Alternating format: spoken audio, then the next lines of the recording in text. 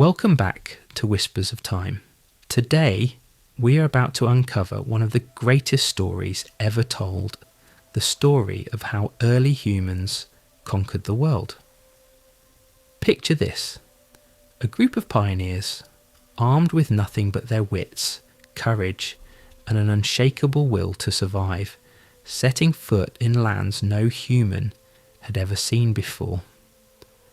From the heart of Africa to the frozen tundras of the north and the remote islands of the Pacific, they crossed deserts, climbed mountains, and braved storms.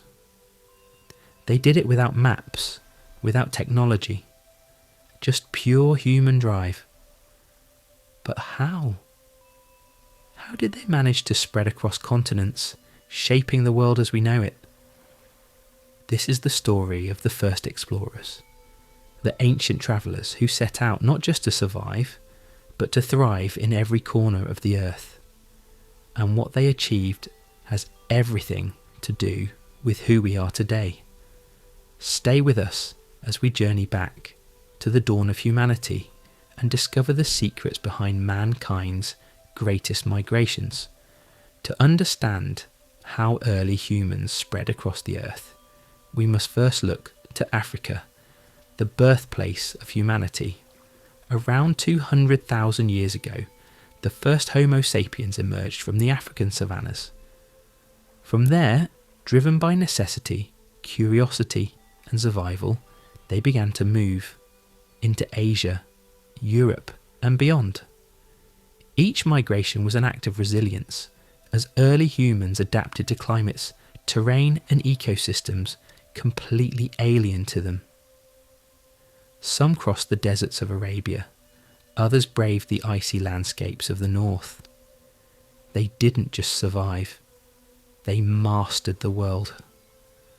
Throughout this journey, we'll encounter evidence, fragments of pottery, scratches on stone, ancient DNA sequences that archaeologists and geneticists have painstakingly assembled over decades. But behind every artefact, every data point, there's a human story. There's hunger and thirst. There's fear and wonder. There's the birth of children under unfamiliar stars. The death of elders who would never see the journey's end. The daily challenges of finding food in an alien landscape. What we're exploring tonight is nothing less than the greatest migration saga in human history. It's a story with multiple chapters, taking place across different continents, spanning different time periods, involving different populations. Some of these journeys took thousands of years to complete. Others happened relatively quickly by prehistoric standards. Some populations thrived in their new homes and diversified into completely new cultures. Others struggled, adapted, and eventually merged with other groups, leaving only hints of their presence in the genetic code of living peoples. But before we step into the unknown with our ancestors, before we trace their paths across continents and through time, we need to establish where this story begins. Because every migration, no matter how distant or how dramatic, begins with departure. And every departure begins with home. Imagine, if you will, the African continent roughly 300,000 years ago. The landscape you're standing in would be hauntingly familiar and yet profoundly alien.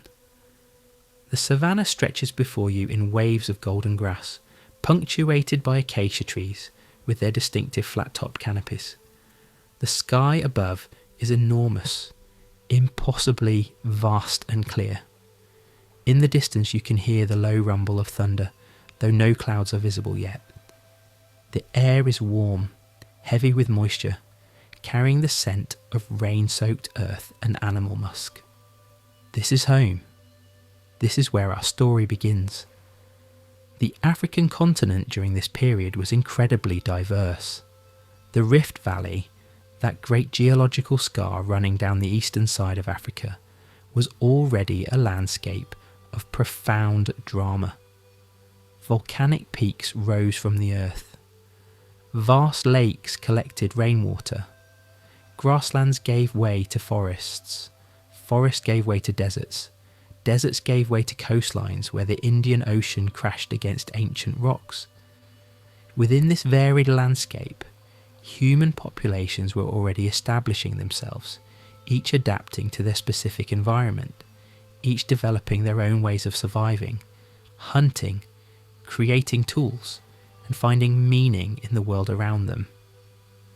But who exactly were these people? This is where we need to be careful about our language and our understanding. When scientists say Homo sapiens, we're talking about anatomically modern humans, people with the same basic body structure and brain size as us. The evidence suggests that Homo sapiens emerged in Africa roughly 300,000 years ago, though it's likely that this emergence happened gradually across different regions of the continent rather than in a single location. The fossils from Jebel Irhoud in Morocco, dated to around 315,000 years ago, show features that some researchers classify as early Homo sapiens, though the scientific community continues to debate the exact boundaries of where our species begins and earlier human forms end. What we do know is that by around 300,000 years ago, populations of anatomically modern humans were already present in Africa. These were not the first humans, and they were not the only humans alive at the time. There were other species of humans existing simultaneously, species we now call archaic humans. But the Homo sapiens populations were beginning to develop the traits that would eventually characterize modernity. Larger brains, more rounded skulls, prominent chins, and increasingly sophisticated behaviour. For much of the 20th century, scientists believed that modern humans evolved exclusively in Africa, and then, relatively recently, perhaps 50,000 or 60,000 years ago, began spreading to other continents. This was called the Out of Africa model, and it dominated archaeological thinking for decades. But as we've uncovered more evidence, a more nuanced picture has emerged. Yes, Africa was the cradle where modern human anatomy developed. But the story of migration is more complicated than a simple linear progression from Africa outward. The earliest evidence we have for human occupation outside Africa actually comes from much earlier than we once thought. At a site called Dmanisi in the nation of Georgia, well outside Africa in the Caucasus region, archaeologists have found stone tools and skeletal remains dating back approximately 1.8 million years. These belonged to Homo erectus, an earlier species of human, not yet modern humans, but clearly capable of long-distance travel and adaptation to new environments. This tells us that the impulse to migrate, the ability to survive in unfamiliar places, is not new. It's woven into our story from very early on. But let's focus on our own species, Homo sapiens. During the first 100,000 years or so of Homo sapiens' existence, from roughly 300,000 to 100,000 years ago, these early humans were confined to Africa. They hunted with spears and simple projectiles. They made tools from stone, bone and wood. They used fire. Evidence suggests that human control of fire goes back hundreds of thousands of years, well before Homo sapiens emerged. They likely lived in small family groups, moving seasonally to follow game animals and the ripening of seasonal plants. They buried their dead, suggesting some kind of spiritual or emotional understanding of death. They may have created art, though the evidence for this in Africa during this early period is more ambiguous than it becomes later. The stone tools from this period show increasing sophistication. By 100,000 years ago, we see evidence of composite tools, tools made from multiple parts, combining different materials. We see evidence of trade networks extending over longer distances. We see more elaborate burials, suggesting more complex spiritual beliefs. We see evidence of personal ornaments, shells, ochre, beads, suggesting self-adornment and symbolic thinking.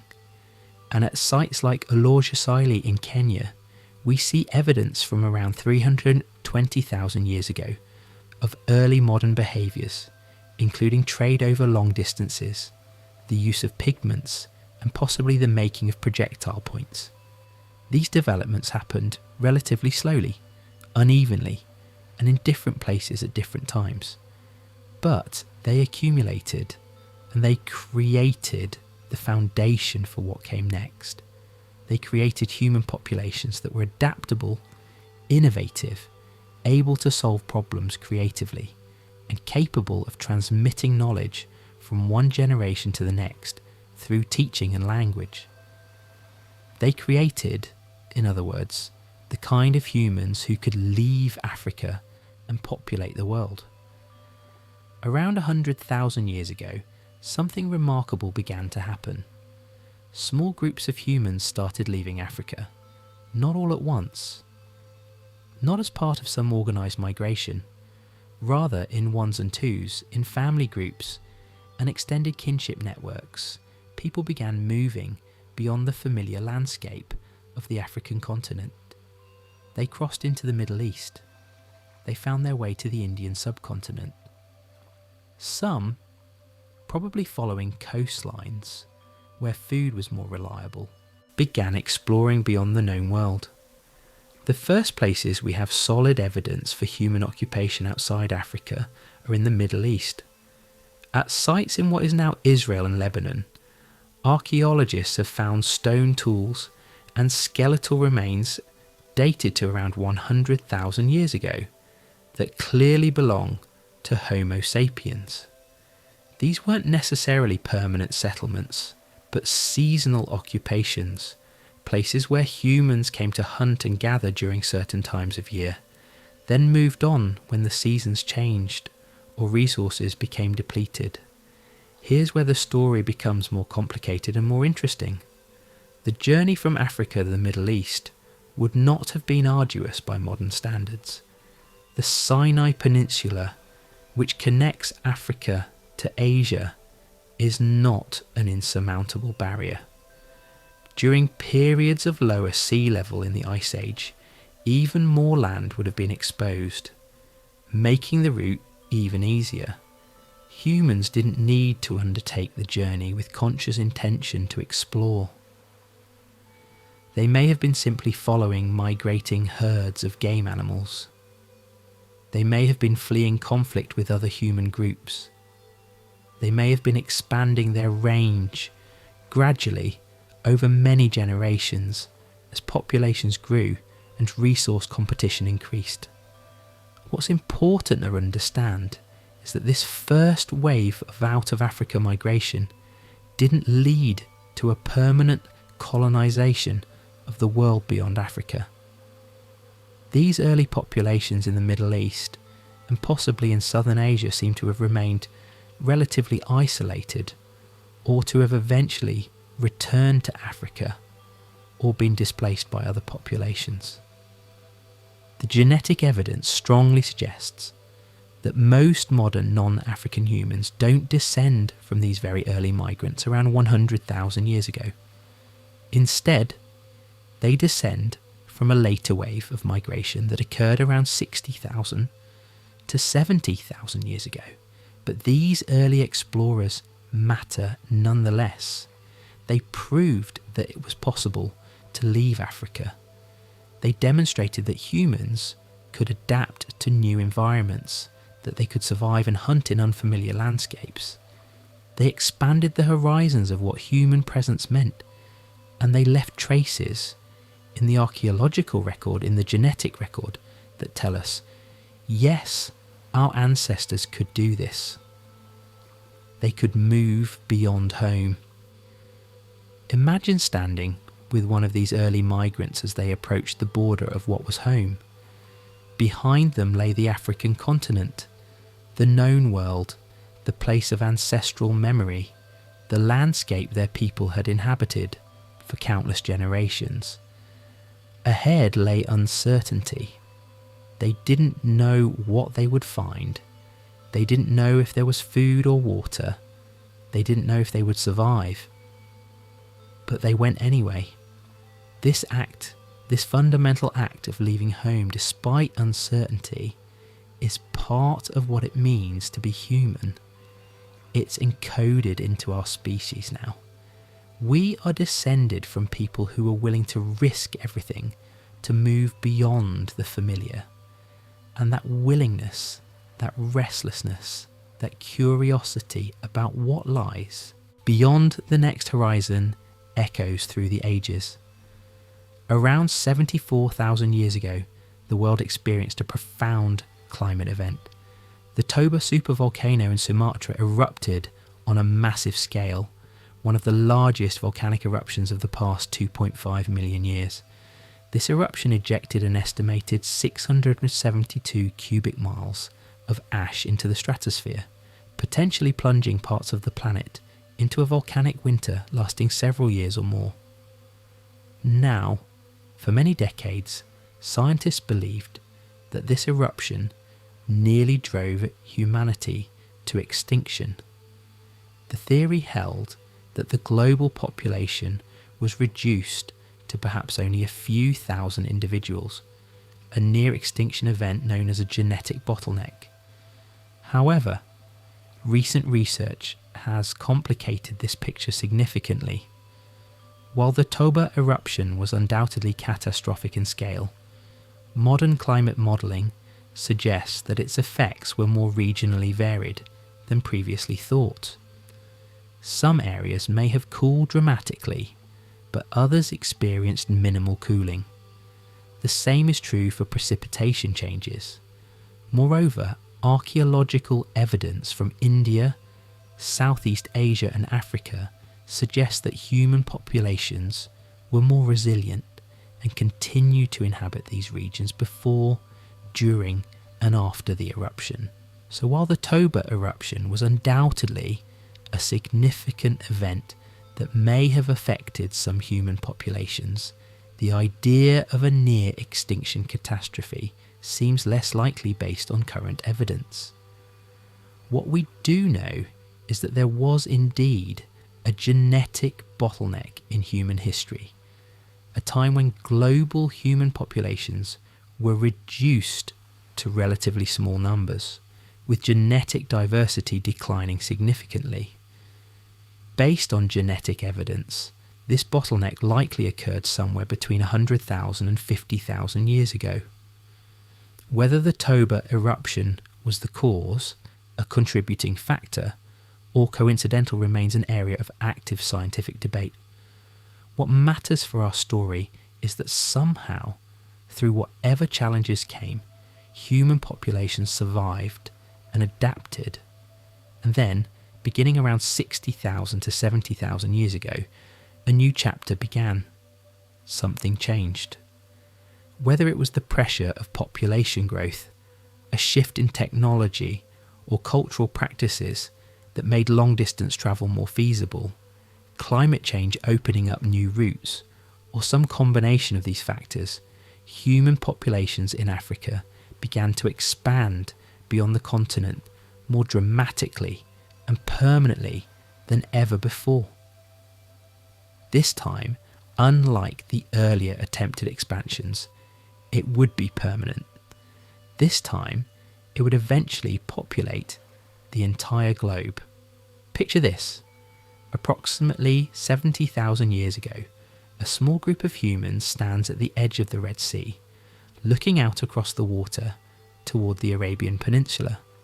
The sea is not particularly wide at this point, perhaps 10 or 15 kilometers across. To our modern eyes, this might seem like an insurmountable barrier. But to these people, it represented opportunity. You see, the people who lived along the coasts of Africa had an advantage that their inland cousins didn't possess.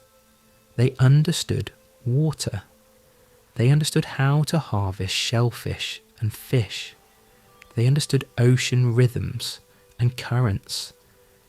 And more importantly, they had developed a technology, simple boats made from bundled reeds or logs, or perhaps early dugout canoes, that allowed them to cross water. This was genuinely revolutionary. This ability to navigate by water opened up an entirely new migration route that archaeologists call the coastal migration theory, or the southern route.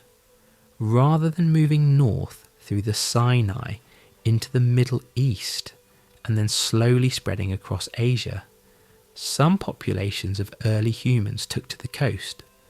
They moved along the shorelines of the Arabian Peninsula and into the Indian Ocean, island hopping and coasting their way towards South Asia. The evidence for this route is fragmentary but compelling. At sites in Oman and the United Arab Emirates, archaeologists have found stone tools dated to around 125,000 years ago, evidence that humans had reached the Arabian Peninsula early. But more importantly, when we look at the genetic ancestry of modern populations in India, Sri Lanka and Southeast Asia, we see a pattern that genetic researchers argue suggests a coastal migration path. These populations share genetic markers with African populations in a way that some scientists believe indicates they arrived by a different route than the populations that moved through the Middle East and into Europe. Imagine following this coastal migration route. You're walking along the shoreline of what is now Yemen or Oman. The landscape is harsh and arid, rocky slopes descending to a narrow beach with mountains rising in the distance. The sea is on one side, a barrier, yes, but also a resource. The shallow waters near the shore teem with shellfish. Small fish gather in tide pools. Seabirds are abundant. If you're a skilled hunter and gatherer, the coast provides a more reliable food source than many inland environments. Your group moves slowly along this coastline. You don't travel far each day, perhaps 5 or 10 kilometres. You make temporary camps, spending a few days in one location hunting and gathering what the local environment provides, then moving on when resources start to become depleted. Over weeks and months, your entire group makes its way along the coast of Arabia. It takes time, probably many generations, but gradually humans are establishing themselves in new lands. When the coast extends too far out, or when there's a gap where crossing by land is impossible, you build a boat or use rafts to make a short journey across open water. These early mariners were not attempting to cross oceans. They were making short hops, visible crossings, staying close to shore. But each successful crossing, each island reached, each new landfall pushed the boundaries of what humans had achieved. This coastal route took people into the Indian subcontinent, where we have archaeological evidence of human occupation dating to around 65,000 years ago, or possibly earlier. From there, the route continued eastward into Southeast Asia. Maritime archaeologists and geneticists believe that this same coastal migration eventually took populations all the way to Australia, a journey that would represent one of the most remarkable achievements in human prehistory. But before we discuss Australia, let's pause and consider what these coastal migrants were like. They were not fundamentally different from us. They had the same brain size, the same basic body structure. But they were people who had adapted to a maritime lifestyle. They understood boats and water navigation in ways that inland populations didn't. They could read tides and currents. They had knowledge about where fish congregated and how to catch them. They had developed a detailed understanding of local edible plants and how to process them. They were, in other words, specialists in a particular kind of environment. This specialisation is important because it shows us that human populations, even at this very early stage, were developing cultural and technological diversity. There wasn't one single human way of living. Different populations, adapting to different environments, were developing different strategies, different knowledge, different ways of being in the world. And this diversity would become increasingly pronounced as humans spread across the globe. The coastal migration route represents something like a hidden highway through the early human world. It's hidden from us now because most of the evidence lies underwater. During the last ice age, when sea levels were much lower than they are today, the coastlines looked very different. Vast areas that are now underwater were dry land. Rivers extended further out to sea. Coastlines were in different places. As sea levels rose at the end of the Ice Age, much of this evidence was submerged. But the routes these coastal migrants took left traces in the genetic code of modern populations, and in the occasional site that happens to be in a location high enough to have survived the rising waters. Somewhere between 65,000 and 50,000 years ago, the exact date is one of the most contentious debates in archaeology. A small group of humans arrived at a coastline they had never seen before. They had travelled along the shores of Southeast Asia, through what we now call Indonesia, moving from island to island, sometimes making water crossings of a few kilometres, sometimes walking across land bridges that existed during periods of lower sea level. Let me explain this chronological debate briefly, because it's important for understanding our story truthfully. In 2017, archaeologists working at the Majid Baby Rock Shelter in Australia's Northern Territory published a study in the journal Nature, claiming that human occupation of the site dated to approximately 65,000 years ago, based on sophisticated optical dating techniques. This would make it the earliest securely dated human occupation of Australia, and by extension, one of the most distant migrations completed by early humans. However, this dating has been contested. Other researchers examining genetic evidence and noting the challenges of dating in sandy deposits like those at Majid Baby have argued that a more conservative date of around 48,000 to 50,000 years ago is more solidly supported by the combined archaeological and genetic evidence.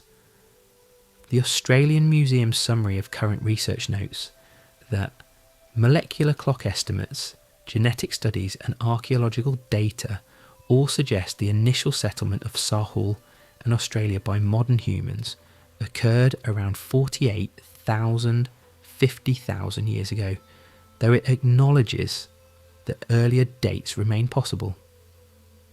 So when I tell this story of arrival in Australia, I'm giving you a range. It likely happened sometime between 65,000 and 50,000 years ago, with growing scientific support for dates closer to 50,000. What's not in doubt is that it happened and that it was a remarkable achievement.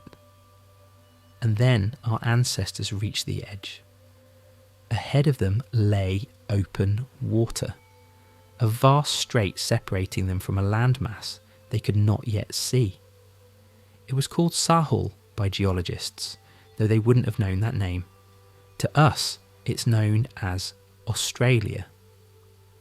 And what happened next was nothing short of extraordinary. The strait was perhaps 50 to 100 kilometres across at its narrowest point. That's not a short distance by any standard, especially for people in open boats or on simple rafts. You can't see the other side.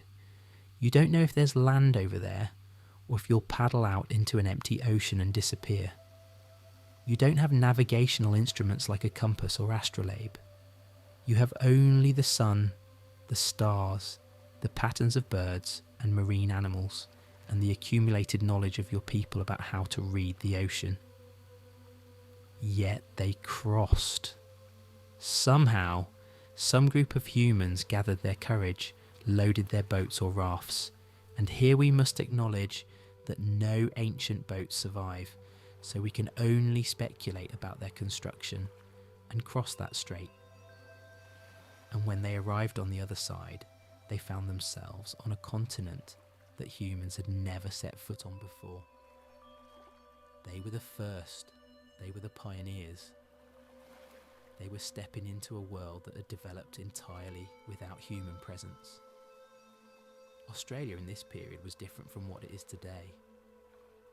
It was drier than it is now. The last ice age was at or near its peak, and the climate was considerably arid. Vast stretches of the interior were desert or semi-deserts, but the coasts were productive. There were coastal forests, wetlands, river systems, and areas that, for people with the right knowledge and skills, offered survival and even thriving. The archaeological evidence for arrival in Australia has grown.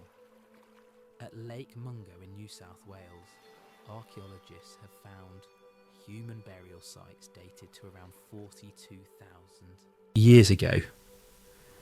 But there are older traces, and the Majed Bebe site, while controversial in its dating, contains stone tool assemblages, including grinding stones, ground ochres, and reflective additives mixed with ochre pigments that suggests a sophisticated early occupation. Think about what this means. These weren't people who had just recently invented boats and ocean travel. This was a deliberate, intentional, remarkable journey. The people who crossed to Australia knew how to build seaworthy vessels or rafts.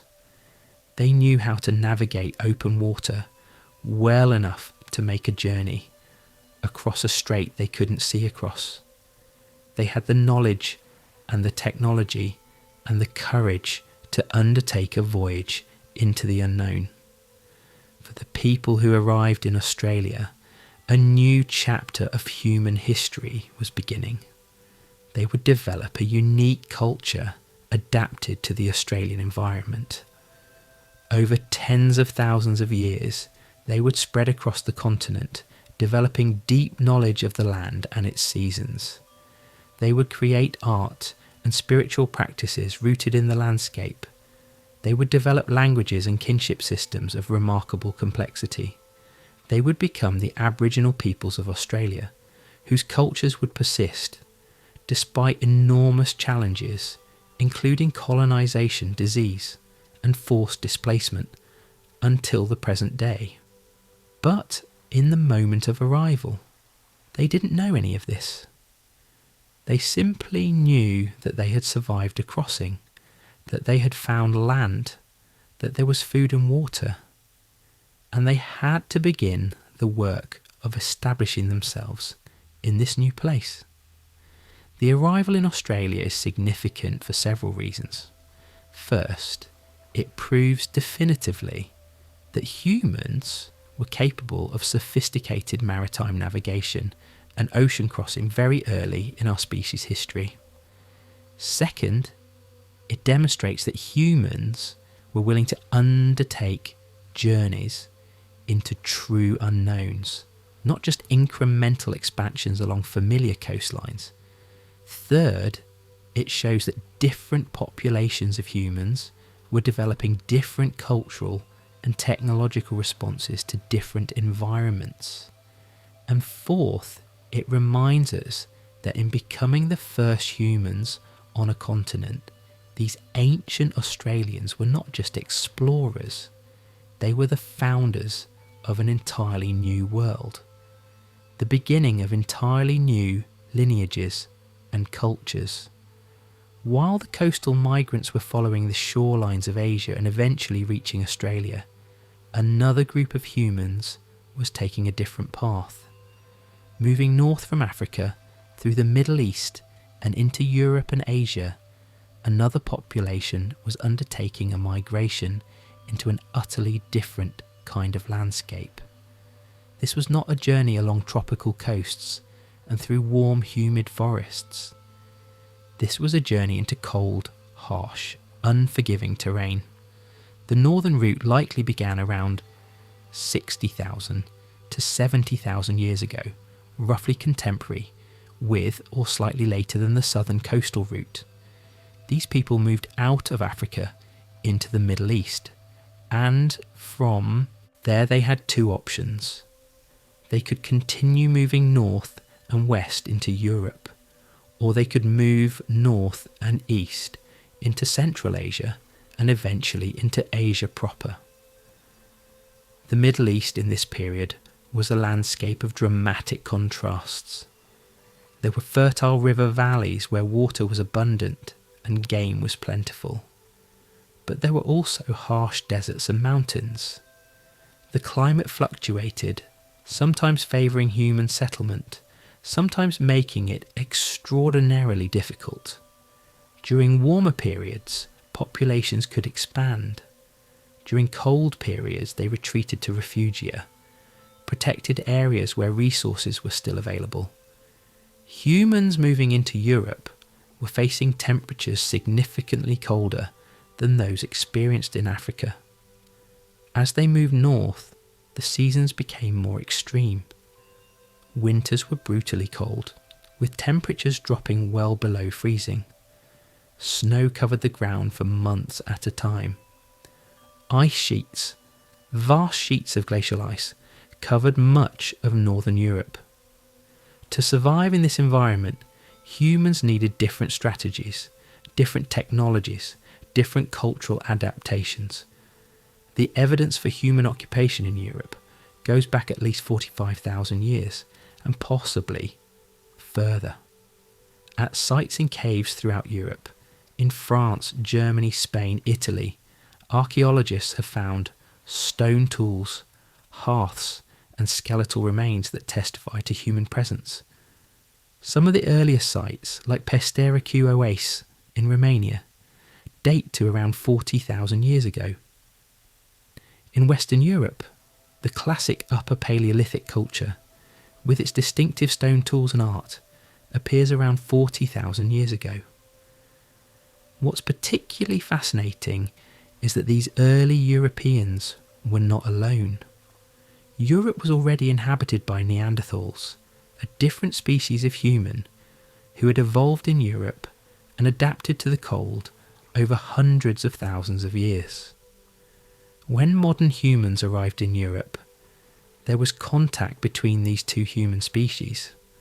For several thousand years, they coexisted, hunted in the same landscapes, perhaps competed for resources, perhaps engaged in occasional violence. The fossil record and the genetic evidence both suggest something remarkable. These encounters had real biological consequences. Modern Europeans carry between 1 and 4% Neanderthal DNA in their genomes. This means that there was successful interbreeding between modern humans and Neanderthals. The two species were similar enough genetically that they could produce fertile offspring. Some of those offspring married back into modern human populations, and their Neanderthal DNA has been passed down through the ages to us and lives on in modern people. Think about the emotional weight of that. Your DNA contains pieces of Neanderthals. Your ancient ancestors mated with members of a different human species. The boundaries between us and them were permeable. And when we think about Neanderthals disappearing, a process that took place over several thousand years, not suddenly. We need to understand that they didn't completely disappear. Part of them lives on in modern human genetics. Let's pause for a moment and imagine the vast scale of Asia. If you were to stand at the western edge of Central Asia, perhaps in what we now call Kazakhstan, and look east, you would see a landscape that seems to stretch forever. Grasslands roll toward distant mountains, rivers snake through valleys, forests cluster around water sources. The horizon is impossibly distant, and beyond that horizon, mile after mile after mile, lies more of the same. This is the canvas upon which one of the greatest human migrations in history was painted. The human populations that moved into Asia had a different relationship with landscape than the coastal migrants. They weren't following coastlines. They were moving through open country, through grasslands and forests, along river valleys. They were hunting megafauna, the large game animals that roamed these territories in enormous numbers during the Ice Age. Every migration was, in some sense, a hunt. Every move to a new territory was driven by the search for game and the knowledge that a new river valley might support a new band of hunters. The archaeological evidence for human presence in Asia is scattered and fragmentary, but it's there. Stone tools similar to those found in Europe begin appearing in sites across Central Asia and eventually into East Asia. By around 50,000 years ago, we have evidence of human occupation in what we now call China. By 45,000 years ago, humans had reached Japan. By 40,000 years ago, they were present throughout Southeast Asia, not just along the coasts, but in the interior valleys and mountains as well.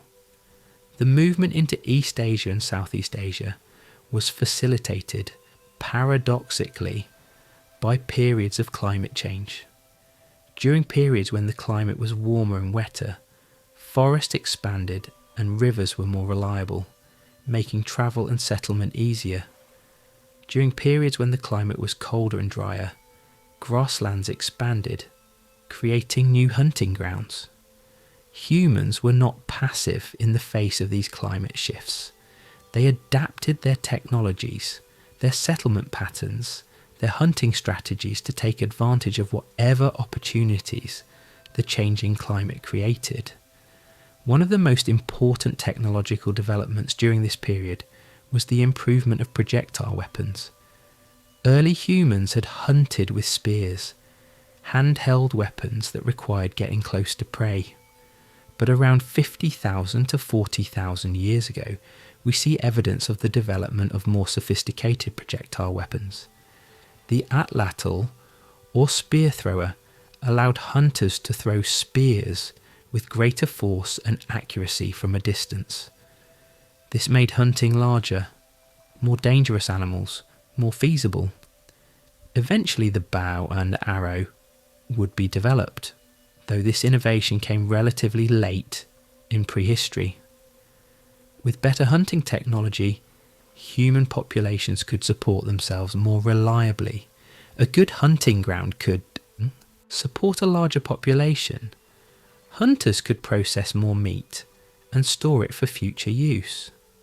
Populations grew, and as populations grew, some groups would split off and move into new territories, seeking their own hunting grounds, their own resources. This process, repeated generation after generation, slowly filled the vast territories of Asia with human populations. The people who populated Asia developed diverse cultures.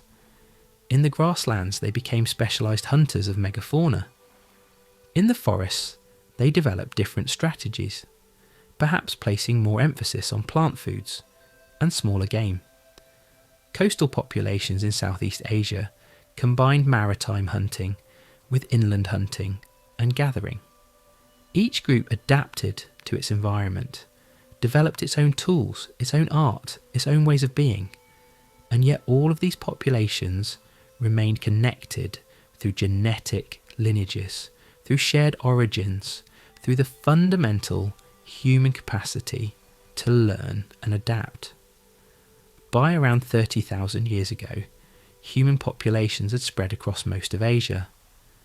Some populations had moved far enough north that they were in what we now call Siberia, a landscape that seems inhospitable to us, but which in the late Ice Age, with lower sea levels and different climate patterns, may have been more accessible than we might assume. These Siberian populations would become crucial to the next chapter of human migration history. Because from Siberia there was a path, a land bridge, that led to a continent that had never known human footsteps, the Americas. Picture a landscape that no longer exists. Between what is now Siberia and what is now Alaska, there once lay a vast plain. When sea levels were at their lowest, during periods of the last ice age, this plain was dry land. It was called Beringia, named after the Bering Strait, which now separates Asia from North America. At its widest, this land bridge may have been 1,500 kilometres across. It was vast. Beringia was not a narrow, dangerous passage. It was a grassland, or steppe, with rivers and possibly some forested areas. It supported game animals and vegetation. For human populations moving across it, it would have appeared as just another territory to inhabit and exploit, not as a bridge between worlds. They wouldn't have known they were crossing between continents. They would simply have been following the animals, the water, and the seasonal cycles of resources, just as they had done for thousands of years. The question of when humans first crossed Beringia is one of the most hotly debated questions in prehistoric archaeology. For decades, the conventional view was that humans didn't cross until around 13,000 to 15,000 years ago, when the ice sheets blocking direct land routes were retreating. This was the Clovis first model, named after the Clovis culture of North America, the earliest well-documented human culture in the Americas, which suggested that the first Americans were the ancestors of the Clovis people who arrived only relatively recently. But in recent years, substantial evidence has accumulated, suggesting that the crossing happened much earlier. At Monteverde in Chile, archaeologists have found stone tools and other evidence of human occupation confidently dated to around 14,500 years ago. The excavation uncovered wooden structures, hearths, stone tools, and even processed seaweed brought from the coast, evidence of a sophisticated occupation.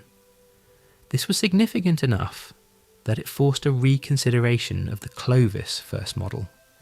But there are even older sites that suggest earlier arrivals.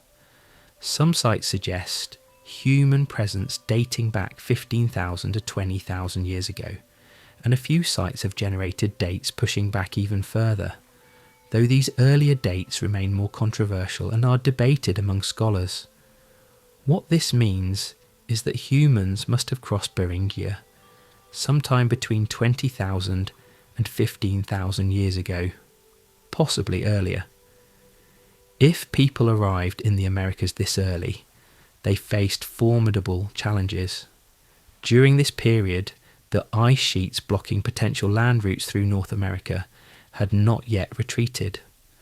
This has led some researchers to propose that humans took a Pacific coastal route rather than a land route. The theory suggests that populations moving south from Siberia hugged the Pacific coast, using boats to navigate along the shore, hunting marine resources, and eventually reaching South America. This coastal route would have been difficult, but perhaps not impossible for people with maritime skills. What we can say with confidence, based on growing evidence, is that humans arrived in the Americas sometime between 20,000 and 15,000 years ago. They came from Asia. They came through Beringia, or along the Pacific coast, or possibly through both routes at different times. And when they arrived, they found a continent teeming with Pleistocene megafauna. Woolly mammoths, giant ground sloths, massive beavers, fearsome saber-toothed cats, enormous bears, and countless other species that would seem monstrous to us today. These first Americans were hunter-gatherers, but they were sophisticated ones. They had learned to hunt large game on the steppes of Asia. They understood fire and its uses. They had developed tools and weapons effective for taking large prey. Within a few hundred years of arrival, we see evidence of human sites spread across North America. Within 1,000 years or so, there is evidence of human presence in South America, thousands of kilometres away.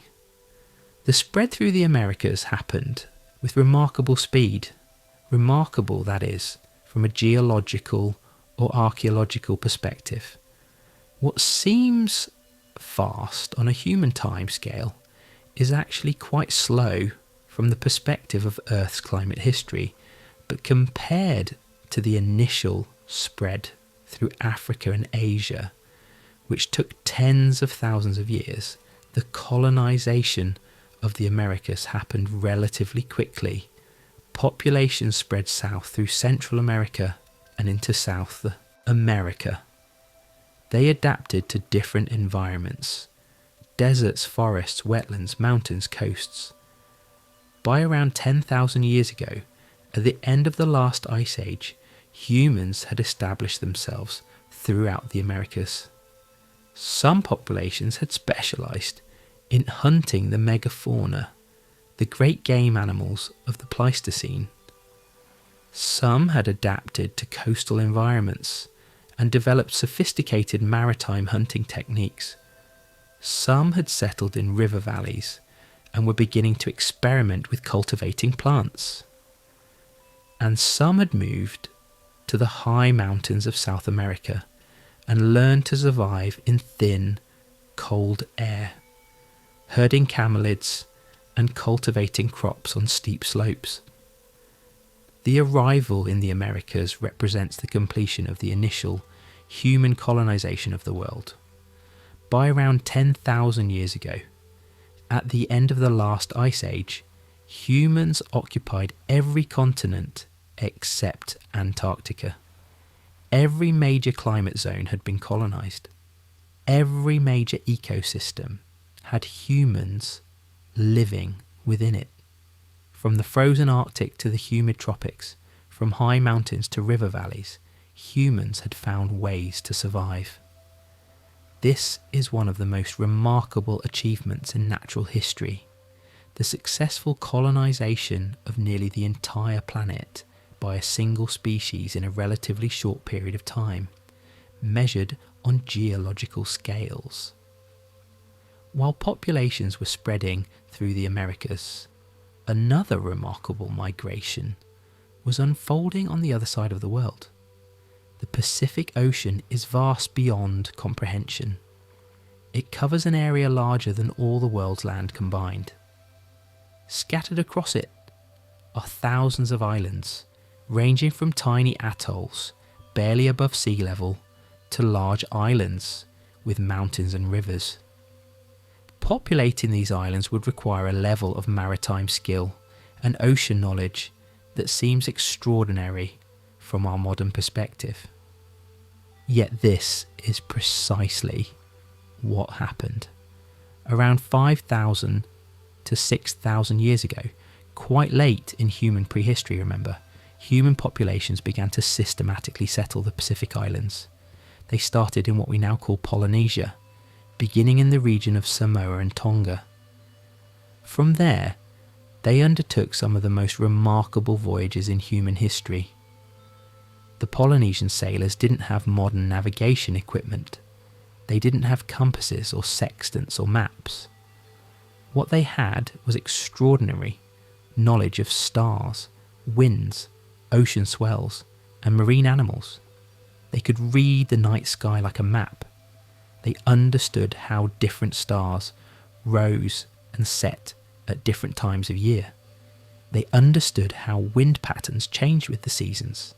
They knew which marine animals were reliable guides to the presence of nearby land.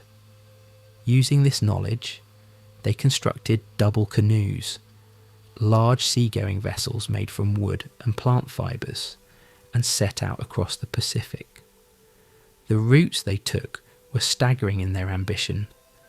From Samoa and Tonga, they moved south and west to Fiji. From there, some populations moved to Vanuatu and the Solomon Islands. Others moved north to Micronesia. The most remarkable voyages took them east, across vast stretches of open ocean, to Hawaii, Easter Island, and eventually New Zealand. The distance from central Polynesia to Hawaii is about 4,000 kilometres. The distance to New Zealand is even greater. These were not short coasting voyages. These were open ocean explorations in relatively small boats. What's remarkable is that the Polynesians didn't get lost randomly. Some early scholars assumed that the settlement of the Pacific was accidental, that boats got blown off course and happened to stumble upon islands. But the evidence suggests otherwise. The settlement appears to have been systematic and intentional. Voyages were planned, provisions were taken, plants and animals were brought deliberately to populate new islands. The Polynesians were not accidents of history. They were deliberate explorers, rational planners, skilled mariners. By around 1,000 years ago, Polynesian settlement had reached the furthest corners of the Pacific. New Zealand, thousands of kilometres to the south, became home to populations who would eventually develop into the Maori. Easter Island, in one of the most remote locations on Earth, was settled by Polynesians who would develop their own unique culture and create the famous Moai statues. Hawaii was settled and became a thriving society with a complex social structure and sophisticated agricultural system. The Polynesians had done what seemed impossible. They had colonised an ocean. The Pacific settlement represents the last major human migration event in prehistory, before the European age of exploration that would begin in the 1500s. It shows us that human maritime capabilities, when properly developed, could achieve seemingly miraculous feats. It shows us that human courage and adaptability hadn't diminished with time. And it shows us that the impulse to explore, the willingness to push beyond the known into the unknown, remained encoded in human nature thousands of years after the great out of Africa migrations. Let's step back for a moment and consider the world in which these migrations were happening. For most of the period we've been discussing, from 100,000 years ago until around 10,000 years ago, the world was in the grip of the last ice age. This wasn't continuous cold. The climate fluctuated, sometimes warming, sometimes cooling. But the overall trend was colder than today. Ice sheets covered much of North America and Northern Europe. Sea levels were lower. In some places more than 100 metres lower than they are today. The climate was drier, and grasslands occupied areas that are now forested. Living in these conditions required different adaptations than living in the tropical environments of Africa, where humans first evolved. The people of the Ice Age developed sophisticated strategies for surviving extreme cold. They made fitted clothing from animal hides and fur, not just wrapping themselves in skins, but actually sewing fitted garments that conserved body heat more efficiently than loose coverings. They developed efficient ways of using fire to heat their dwellings. They learned which plants had nutritional and medicinal properties even in harsh climates. They hunted the megafauna that thrived in cold grasslands. The Upper Paleolithic period, roughly 40,000 to 10,000 years ago, saw a flowering of human creativity and cultural development. This is the period when we see sophisticated art appearing in Europe. The famous cave paintings of Chaucer and Lascaux in France, the Venus figurines of Central Europe, the carved bone and ivory tools.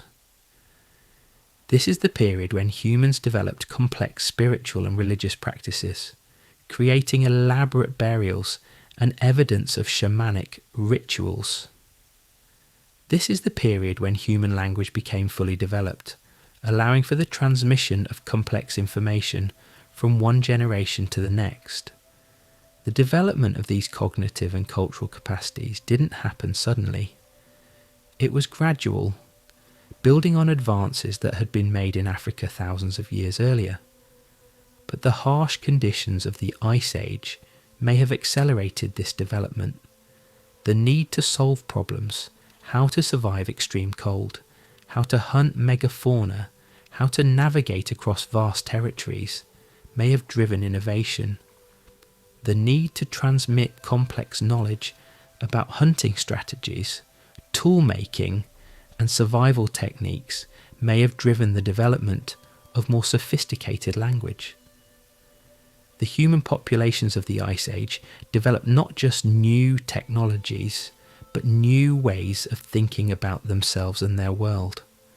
One of the most remarkable aspects of human migration is that it led to the development of extraordinary human diversity. When populations became isolated from each other, separated by oceans, deserts or mountains, they began to evolve and develop differently. Over thousands of years, they developed different languages, different cultures, different technologies, different spiritual systems. They developed physical adaptations to their environments. Their skin colour adapted to the amount of sunlight they received. Their body size and shape adapted to the climate they inhabited. Their dietary systems adapted to the foods available in their environment. Yet underneath this diversity is profound unity. All humans share the same basic biology. All humans have the same capacity for language, for creativity, for abstract thought. All humans descend from the same African ancestors. The genetic differences between different human populations are remarkably small. Humans are far more similar to each other, genetically, than we are different. The diversity we see today is the product of adaptation, cultural development, and the random genetic changes that accumulate over time in isolated populations. The study of human migration has revealed something profound about human nature. We are a species that moves. We are a species that explores. Given this opportunity and the capability, we expand our range. We push beyond boundaries.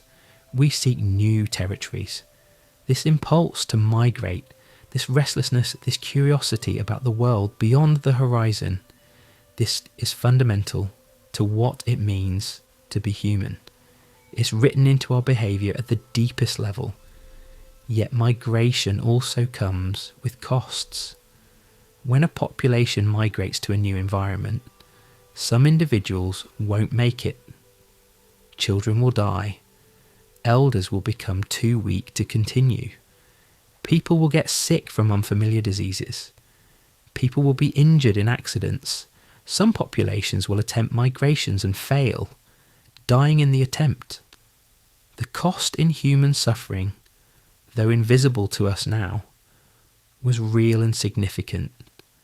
Around 12,000 years ago, something began to change. The great ice sheets that had covered much of the planet for hundreds of thousands of years began to melt. The climate warmed, the seasonal patterns of weather shifted, the landscape transformed.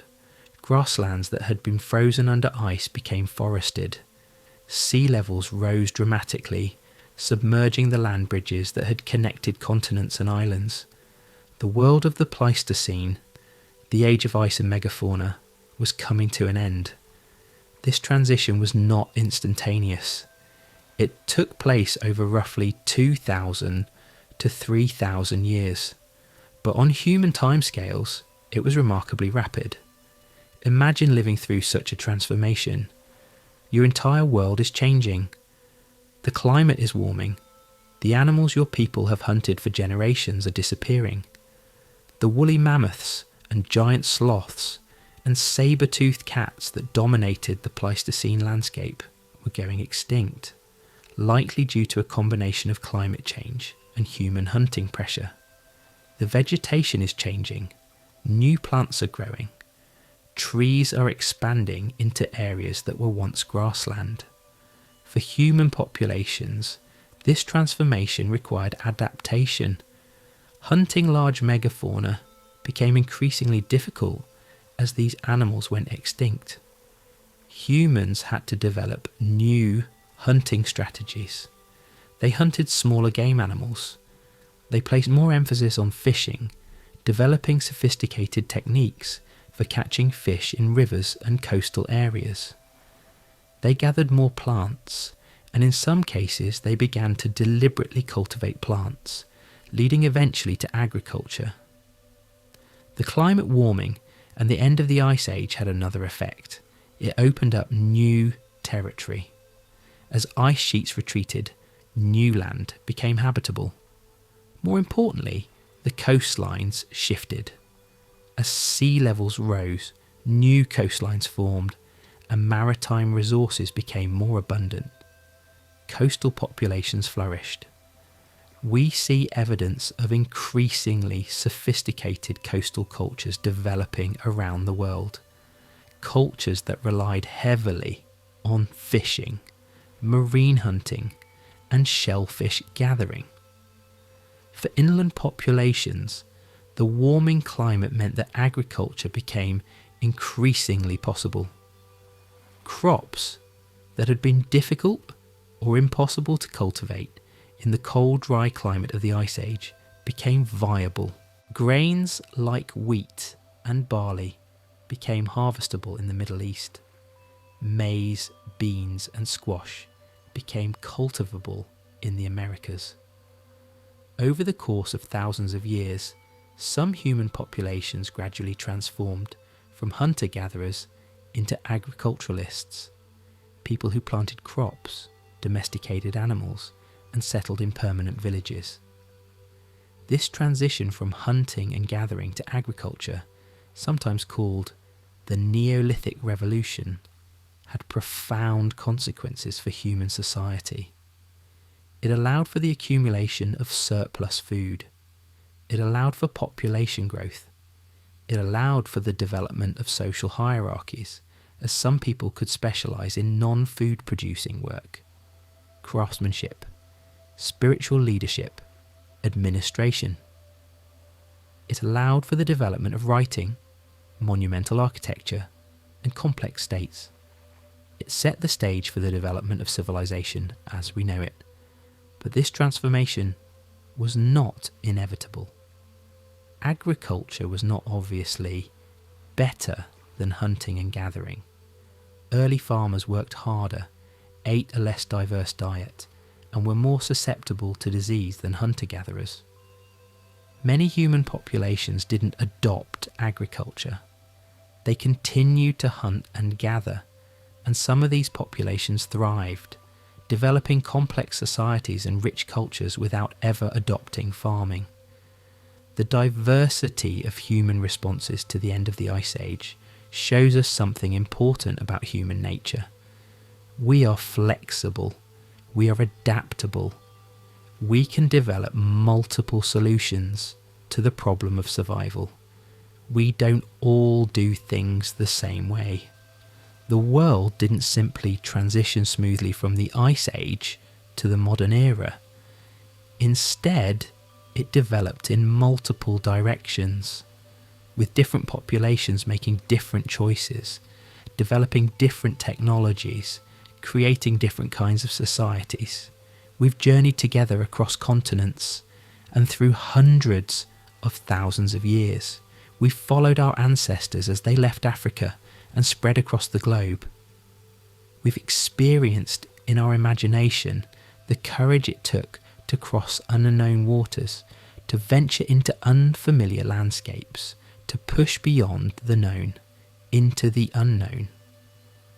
Now, as we approach the end of our journey, it's worth pausing to reflect on what this story means. What does the history of human migration teach us? First, it teaches us that we are all migrants. This is true literally. At some point in our ancestry, our relatives migrated from one place to another. But it's also true metaphorically. The human story is a story of movement, of exploration, of the willingness to take risks and venture into the unknown. This impulse to migrate is part of our evolutionary heritage. It's coded into our DNA, written into our behaviour patterns by hundreds of thousands of years of natural selection, favouring those individuals and groups who were willing to move. Second, the history of human migration teaches us that diversity is normal and natural. As human populations spread across the globe and adapted to different environments, they developed different languages, different cultures, different technologies, different ways of being. This diversity is not a problem to be solved. It's a feature of human life. It's the natural result of human beings adapting to the diverse environments of our planet. And this diversity is precious. It represents different solutions to the problem of living, different ways of organising society, different artistic and spiritual traditions. The world is richer for human diversity. Third, human migration teaches us about human resilience and adaptability. Our ancestors faced enormous challenges.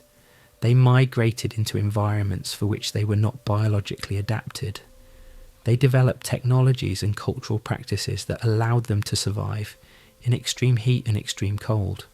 They crossed vast oceans in fragile boats. They climbed mountains and descended into valleys. They faced predators, disease, starvation, and accidents. And yet they persisted. They continued. They didn't give up. That resilience is part of our inheritance. Fourth, the history of human migration teaches us about the importance of knowledge and culture. Humans don't rely solely on instinct to survive. We rely on knowledge. Knowledge about how to make tools, how to hunt specific animals, how to identify edible plants, how to navigate using stars. This knowledge is transmitted from one generation to the next through teaching and language. Culture, the sum total of what a human group knows and practices, is as important to human survival as biological adaptation. Without culture, without knowledge, without the ability to learn from previous generations, humans cannot survive in many environments. Fifth, and perhaps most importantly, the history of human migration teaches us about the connectedness of all human beings. Yes, we developed as separate populations in different parts of the world. Yes, we became culturally and linguistically diverse. But we are all descended from common ancestors. We all share the same basic humanity. We all have the same capacity for love, for art, for spiritual experience, for laughter, for grief. The barriers that seem to divide us, national borders, cultural differences, religious beliefs, are recent inventions, historically speaking. What unites us, our shared humanity, our shared evolutionary history, our shared capacity for wonder and creativity, is far deeper and more fundamental. The story of human migration is ultimately a story about us. It's about who we are and how we came to be. It's about the courage of our ancestors who ventured into the unknown. It's about the ingenuity of our ancestors who developed technologies and strategies to survive in environments they had never encountered before. It's about the love of our ancestors who raised children in difficult circumstances, who taught the young what they needed to know to survive, who created meaning and beauty and connection despite the hardships they faced. Every time we travel, every time we step outside our comfort zone, every time we face uncertainty and choose to move forward anyway, we're participating in something that's profoundly human. We're expressing something that's been part of our nature for hundreds of thousands of years. We're continuing a journey that began when our ancestors first looked beyond the horizon and wondered what was there. As we reach the end of our journey through time tonight, I want you to imagine one more thing. I want you to imagine standing at a place that's important to you, perhaps a place where your ancestors came from, or a place that feels sacred to you, or simply a place that brings you peace. The sun is setting, casting long shadows across the landscape. The air is cool and still, and you're standing with the full weight of human history behind you. All of those migrations, the countless journeys, the brave souls who stepped into the unknown, the populations that adapted and survived and thrived despite seemingly impossible odds, they lead to you. You are the culmination of hundreds of thousands of years of human courage, adaptation, learning, and love. Your existence here at this moment is the result of countless decisions made by countless ancestors across countless generations. Every ancestor who chose to migrate, every ancestor who survived a difficult journey, every ancestor who learned something new and taught it to their children, every ancestor who loved someone enough to raise children in difficult circumstances, all of them brought you into being. This is not just history. This is not just information about the past. This is your story. This is the story written into your DNA, written into your deepest instincts, written into your capacity to dream and wonder and fear and hope. When you feel the urge to explore, to travel, to see what's beyond the horizon, that's your ancestors speaking. When you feel wonder at a new place or a new idea, that's thousands of years of human curiosity expressing itself through you. When you feel connection to other people, even people very different from yourself, that's the recognition of deep kinship, the knowledge at a level beneath conscious thought that we're all part of the same human family. Our ancestors were not superhuman. They were not smarter or braver or better than us. They were just like us. They felt fear, they experienced doubt, they wanted to be safe and well fed and surrounded by people they loved. But they were willing to face their fears. They were willing to venture into the unknown. They were willing to take risks, not just for themselves, but for their children, for their grandchildren, for generations they would never meet. That legacy, that willingness to move forward despite fear, that commitment to something larger than ourselves, that's what we inherit from them. As we face our own challenges and uncertainties in the modern world, we might draw strength from the example of our ancestors. we might remember that humans have always adapted, always found ways to survive and thrive in new circumstances.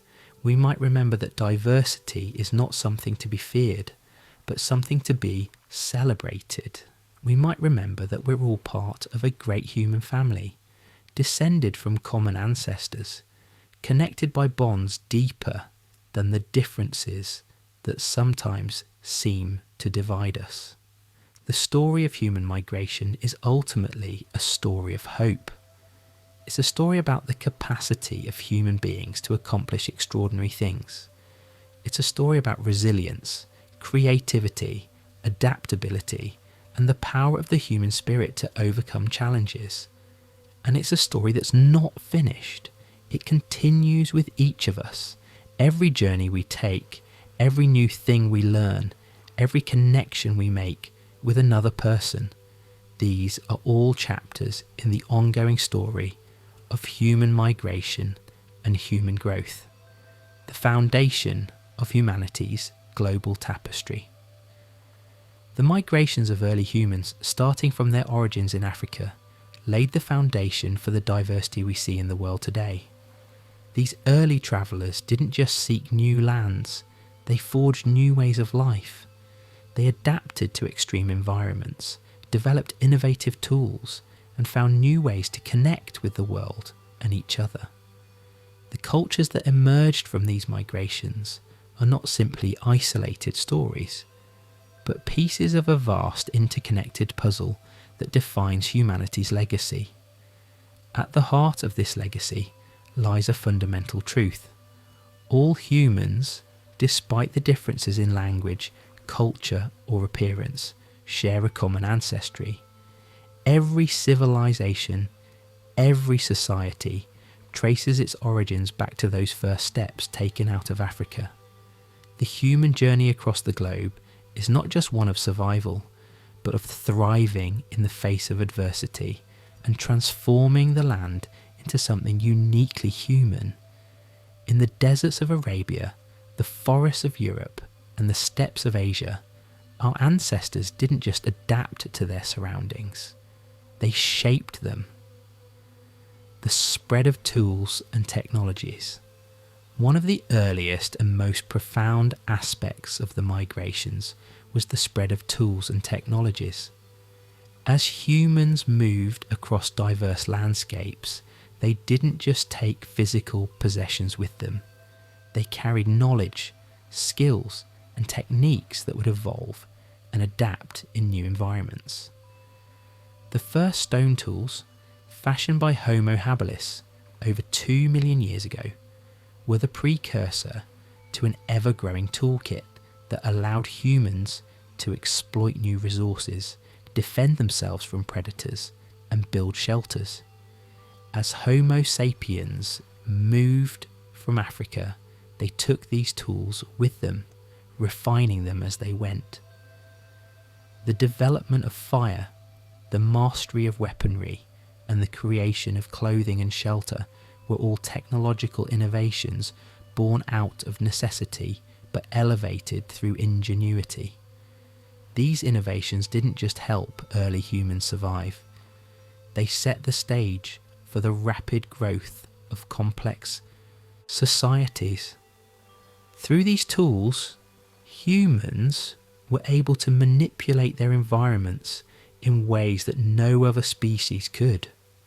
They built permanent structures, established agriculture, and eventually created the very foundations of cities. The legacy of these early technologies is present in every aspect of modern life, from the architecture of cities to the technology that drives our global economy. Every innovation we experience today owes its roots to the primal tools created by those first explorers. Cultural diversity and the evolution of identity, perhaps the most visible and celebrated aspect of the human migration, is the rich cultural diversity that emerged as people spread across the globe. Each group of early humans adapted to their new environments, developing distinct languages, customs, beliefs, and art forms. the diversity of cultures is not a mere happenstance.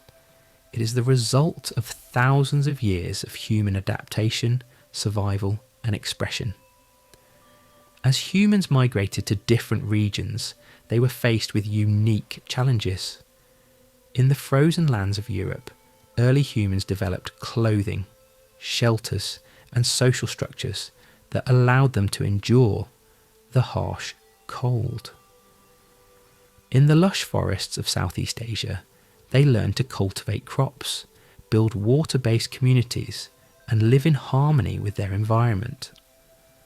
On the islands of the Pacific, people became expert navigators, mastering the stars and the seas to cross vast stretches of ocean.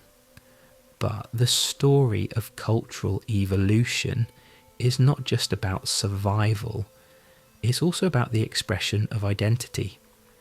Early humans developed art in caves, carved symbols into stones, and painted their bodies in ways that communicated both personal and collective identity. These expressions were not just decorative, they were deeply tied to the meaning of existence itself. They told stories of ancestry, of spiritual beliefs, and of the connection between humans and the natural world. As people settled in different corners of the earth, their languages evolved as well. The very first words spoken were likely simple. Tools for communication, for trade, for survival. But over time, these languages became more complex, carrying within them the stories of each people, their histories and their way of life. The great diversity of languages today, thousands of distinct tongues spoken across the world, stems from the ancient migrations that spread humanity into every corner of the globe. And through these languages, we can trace the steps of our ancestors, their interactions with each other, and the unique identities they forged in response to their environments. The role of adaptation and innovation. One of the most profound aspects of early human migration is the story of adaptation. The journey from Africa to the farthest reaches of the planet wasn't a linear or easy one. Our ancestors faced countless obstacles, hostile climates, dangerous animals, and scarce resources. Yet, it was precisely through these challenges that human ingenuity blossomed. Early humans didn't simply survive in these diverse environments. They thrived, evolving and adapting in ways that allowed them to leave their mark on the world. Take, for example, the migration into the northern latitudes of Europe and Asia. Early humans faced glacial winters and long periods of darkness. To survive, they learned to hunt large game, to construct insulated dwellings, and to make clothing from animal pelts. These adaptations were not mere survival tactics. They were innovations that laid the groundwork for modern technologies and lifestyles. The domestication of animals, the development of agriculture, and the eventual rise of cities all owe their existence to these early innovations born from adaptation. On the other hand, the migration to the Pacific Islands is a testament to human ingenuity in the face of isolation. The early Polynesians, for example, developed sophisticated navigation techniques using the stars, winds, and ocean currents to guide their way across vast expanses of open water. This remarkable feat of navigation would not have been possible without an understanding of the natural world that was both scientific and spiritual. The Polynesians didn't just conquer the seas, they mastered them, spreading their culture and influence across the islands of the Pacific. The legacy in modern civilization. As we look at the world today, we see the marks left by these early migrations in every facet of life. The cities we live in, the technologies we use, and the societies we build are all rooted in the migrations that began long ago. The patterns of human settlement, the spread of agriculture, and the development of trade routes, these are all legacies of the ancient journeys of our ancestors. Modern civilization is built on the foundations laid by these early travellers. Without the migrations that spread humanity across the earth, we would not have the technological advancements that define the modern world. The global economy, the interconnectedness of cultures, and the diversity of human experience are all products of these ancient journeys. Furthermore, the very idea of exploration, of seeking new frontiers, whether in space or on Earth, stems from the same impulse that drove our ancestors to venture into the unknown. Today, we continue to explore, to push boundaries, and to discover new horizons. In many ways, we are still following in the footsteps of those first humans who set out from Africa, unsure of what lay ahead, but determined to find out. A shared legacy and responsibility. As we reflect on the migrations of our ancestors, we are reminded of the shared legacy that binds all humans together.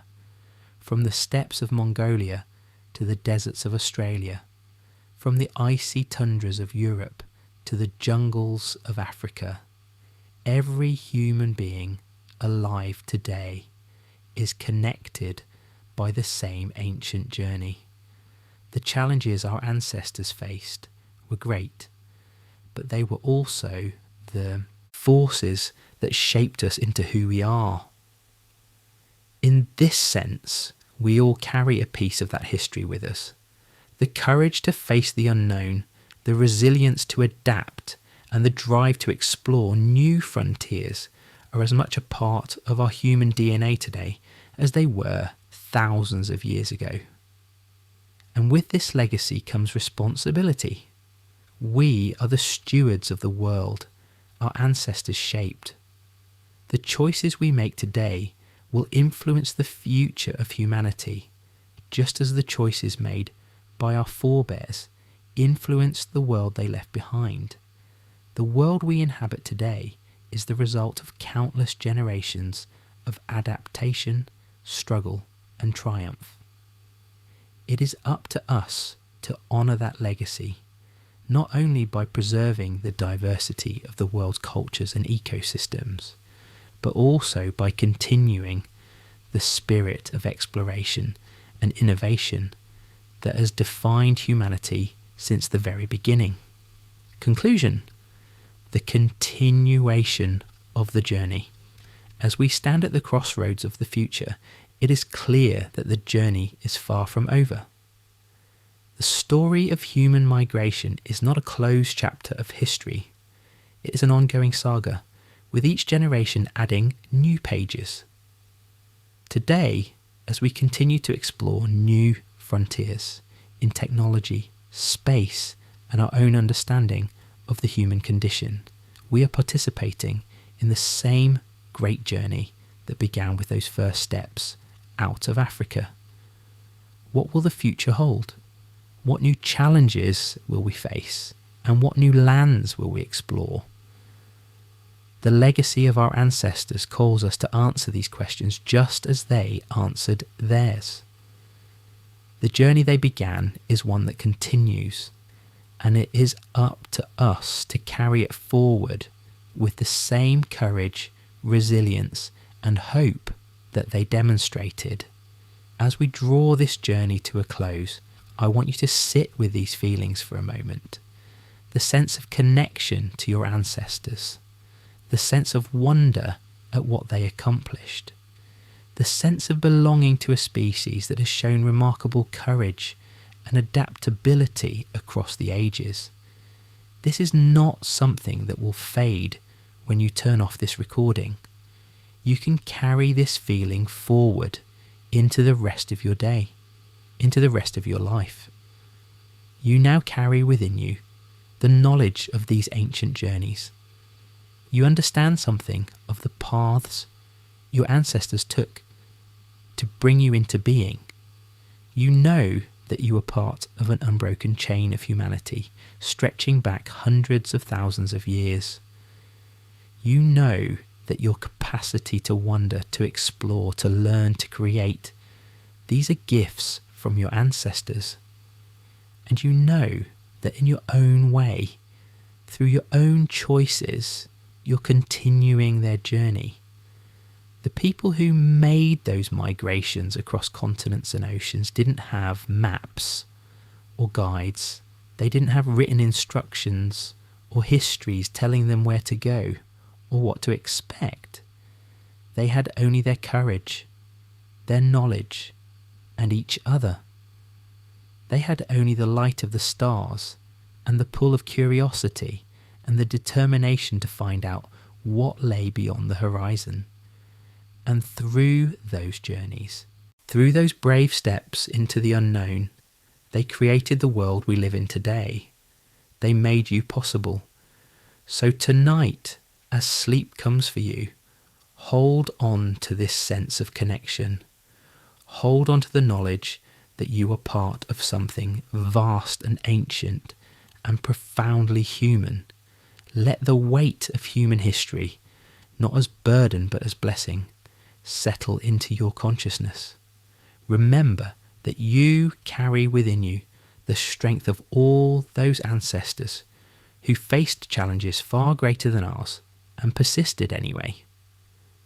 Remember that you're part of a global human family, connected by bonds that transcend any borders or differences we might perceive. If you found this journey meaningful, I'd be deeply grateful if you take a moment to like this video and subscribe to Whispers of Time.